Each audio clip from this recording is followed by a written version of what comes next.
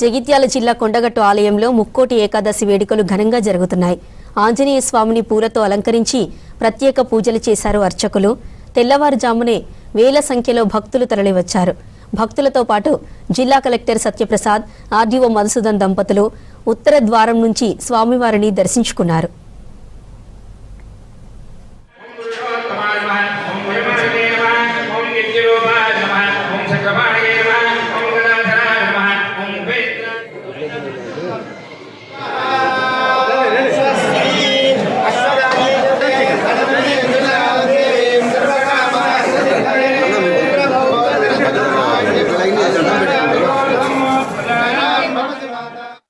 శ్రీ కొండగట్టు ఆంజనేయ స్వామివారి క్షేత్రంలో వైకుంఠ ఏకాదశి పర్వదినంగా స్వామివారి యొక్క ఉత్సవమూర్తులను ఉత్తరద్వారంలో స్వామివారిని వేయించేయడం జరిగింది. తర్వాత స్వామివారికి స్నపన తిరుమంజనం, తర్వాత పంచామృత స్నానం స్వామివారికి సమర్పించడం జరిగింది.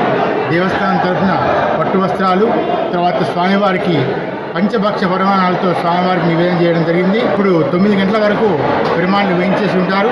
తర్వాత మూల విరాట్ సమీపంలో స్వామివారి ఉత్సవ విగ్రహాలను వేయించేయడం జరిగింది. కాబట్టి ఈ ఉత్తర ద్వార దర్శనం చేసుకుని భక్తులందరూ కూడా తరించాలని కోరుకుంటున్నాం. జై శ్రీమన్నారాయణ. ఈరోజు ముక్కోటి ఏకాదశి సందర్భంగా కరీంనగర్ నుండి కొండగట్టు ఆంజనేయ స్వామి దర్శనానికి రావడం జరిగింది. మేము పొద్దున 5 గంటలకి వచ్చాము. మాకు 6:30కి దర్శనం అయింది. చాలా బాగా జరిగింది.